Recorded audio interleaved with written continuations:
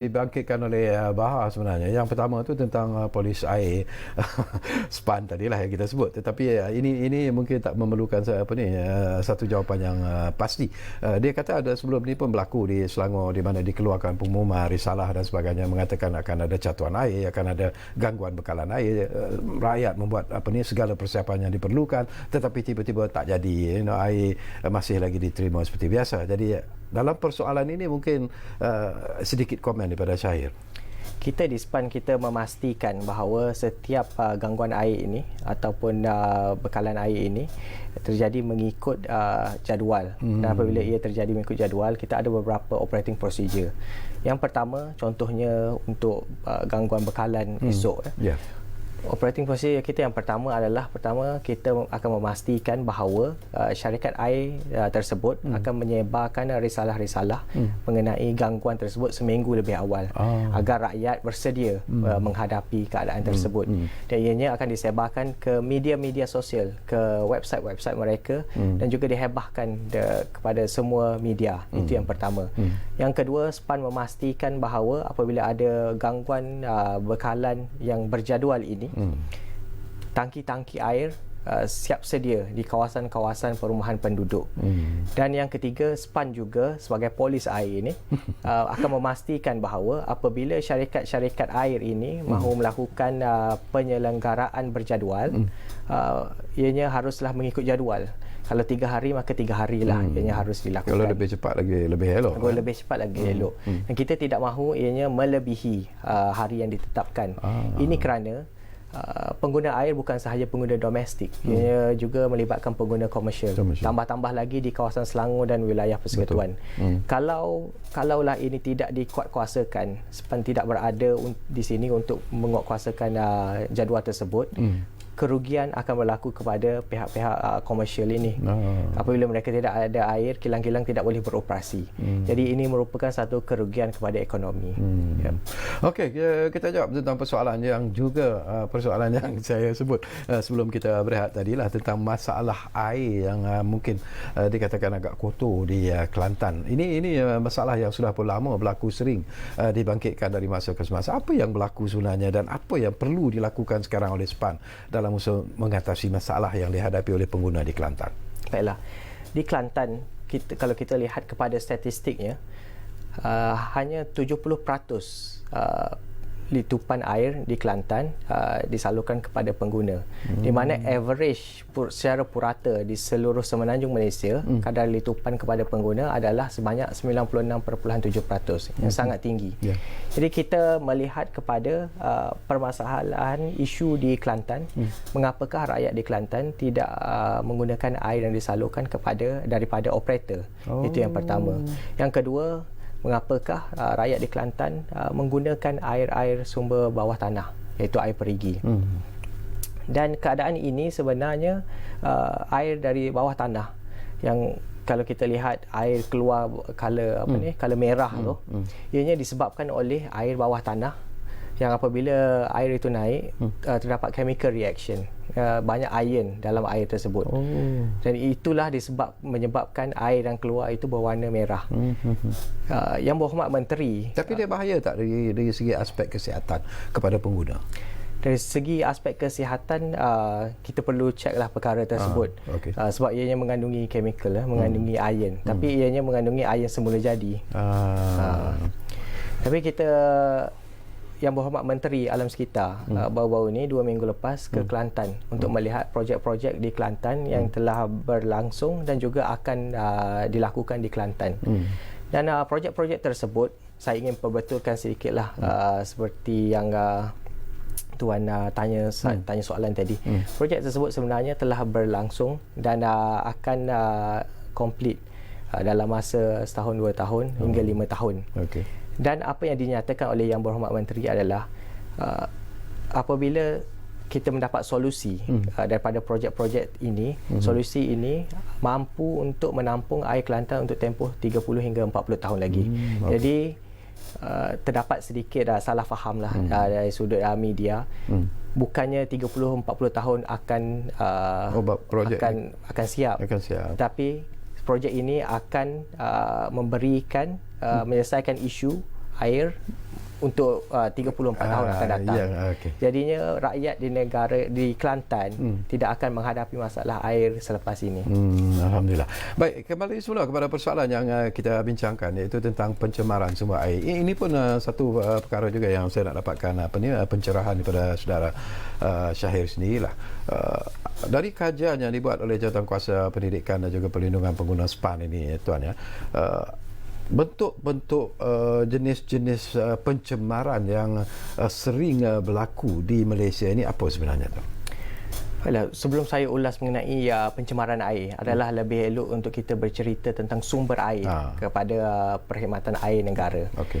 Jadi sumber air kepada perkhidmatan air negara kita ada 3 sumbernya, sumber utama. Yang pertama adalah sumber air permukaan. Dalam bahasa mudahnya, sungai-sungai yang mengalir di atas permukaan. Okay. Yang kedua, sumber airnya adalah berdasarkan kawasan tadahan air dan empangan.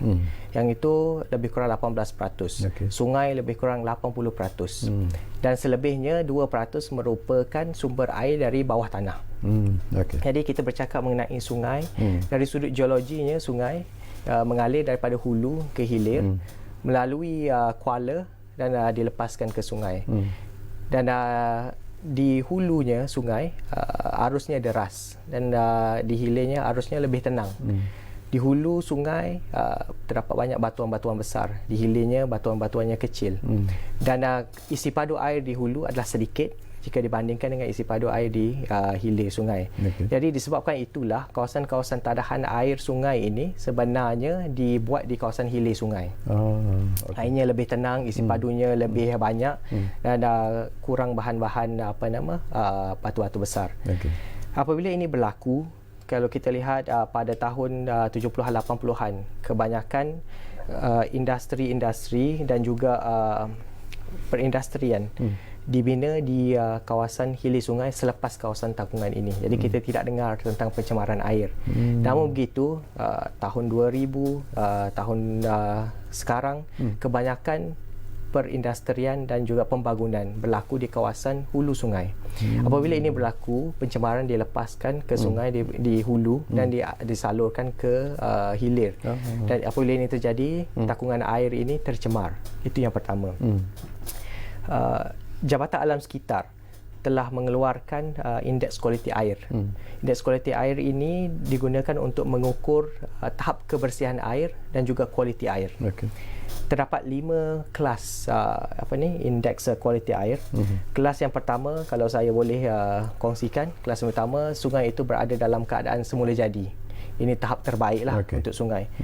Kelas yang kedua, sungai itu memerlukan rawatan konvensional. Rawatan yang sedikit minimum. Dan sungai itu merupakan sungai untuk rekreasi. Kelas yang ketiga, sungai itu memerlukan kaedah rawatan yang lebih intensif. Dan tahap keempat, sungai itu hanya boleh digunakan untuk tahap pengairan, tidak boleh digunakan sebagai sumber air kepada manusia. Dan tahap kelima dikenali sebagai sungai mati, di mana sungai-sungai ini airnya tidak boleh digunakan untuk sebarang tujuan, termasuklah domestik, aquaculture ataupun pengairan. Berdasarkan statistik kita pada tahun lepas, sebanyak 25 sungai di Malaysia adalah dikategorikan sebagai sungai mati atau kelas kelima. Daripada jumlah tersebut, 16 sungai daripada Johor, 5 di Lembah Kelang, 3 di Pulau Pinang dan 1 di Melaka. Kalau kita lihat, kawasan-kawasan ini merupakan kawasan perindustrian. Daripada jumlah tersebut juga, kalau kita amati, untuk bekalan air, kita tidak boleh menggunakan sungai kelas 4 dan 5. Dan kalau kita total up sungai kelas 4 dan 5 adalah lebih kurang 32 sungai. Dan 32 sungai daripada sejumlah 200 sungai yang kita gunakan untuk sumber air kita adalah lebih kurang 15% sebenarnya sudah tidak boleh digunakan. Itu merupakan satu amount yang sangat besar sebenarnya. Kita juga boleh melihat kepada insiden-insiden yang berlaku pada tahun-tahun lepas. Di Pasir Gudang contohnya, Sungai Kim Kim, lebih 1000 pelajar kita terkena pencemaran, muntah-muntah, pening kepala, sakit kepala, dan ada yang dimasukkan ke ICU. Itu yang pertama. Yang kedua, insiden tersebut pada waktu itu nampaknya tidak diambil tindakan yang proaktif. Kerana apabila terjadi pada bulan bulan 3, ianya terjadi kembali pada bulan 7. Apabila 5 sekolah ditutup pada waktu itu. Itu di Johor. Kita juga melihat kepada di negeri Selangor, terdapat 176 kali pencemaran di kawasan-kawasan tadahan air di Selangor dari Januari hingga Disember 2019. Dan ini menyebabkan lebih 1,000 jam diperlukan untuk merawat air. Terdapat juga kawasan-kawasan di mana pencemaran berlaku kepada sungai, contohnya di kilang-kilang, kilang-kilang percetakan, tempat pertenakan ikan keli, itu juga boleh menyumbang kepada pencemaran. Saya suka untuk mengambil sepotong ayat Al-Quran lah berkenaan dengan pencemaran ini. Ar-Rum 41, Zaharal fasadu fil barri wal bahri bima kasabat aydin nas, yang bermaksud telah jelas kerosakan di darat dan di lautan disebabkan oleh tangan-tangan manusia. Jadi pencemaran ini tidak terjadi disebabkan oleh haiwan-haiwan, tidak terjadi disebabkan oleh tumbuh-tumbuhan, ia terjadi disebabkan oleh manusia. Ya. Baik, kita akan sambung lagi Encik Syahir, tapi kita akan berehat sekali lagi, dan kepada anda, dua talian itu sebenarnya masih lagi kami buka kepada anda, kerana saya percaya mungkin anda juga ingin berkongsi pandangan dan juga pendapat. Jadi jangan lupa 0320594624, 03205945 masih lagi kami buka sebenarnya kepada anda untuk memanggil kami di ruang bicara ini. Kita jumpa lagi selepas ini.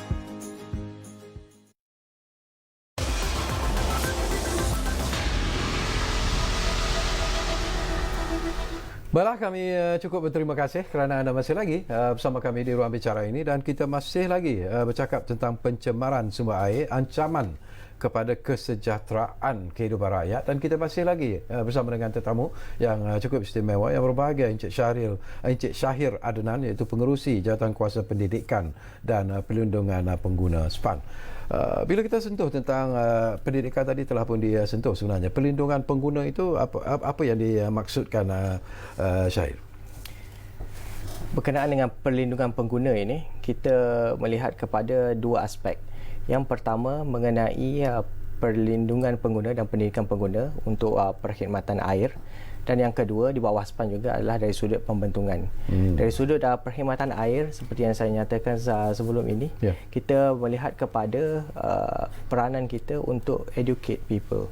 Kita mahukan anak-anak kita di sekolah, adik-adik kita dan seluruh rakyat Malaysia faham akan kepentingan air, penjimatan air, dan juga usaha untuk mendapatkan air bersih. Itu yang pertama. Kita juga melihat kepada aspek pembentungan dari sudut simpelnya. Apabila kita masak, contohnya bila kita masak, kadang-kadang kita buang minyak tu ke dalam sinki, dan keadaan itu sebenarnya menyalahi akta kita. Minyak-minyak tersebut tidak boleh dibuang sebenarnya ke dalam sistem pembentungan. Jadi kita juga harus mendidik orang ramai berkenaan dengan isu pembentungan. Apa yang kita lihat, Indah Water Consortium yang diamanahkan oleh kerajaan sejak tahun 1994 untuk perkhidmatan pembentungan. Mereka melihat bahawa banyak isu-isu clog sumbat dari sudut pembetongan disebabkan oleh pengguna-pengguna. Ada yang buang minyak, ada yang buang chemical, ada yang buang sampah ke dalam sistem pembetongan. Jadi perkara-perkara tersebut kita harus didik pengguna.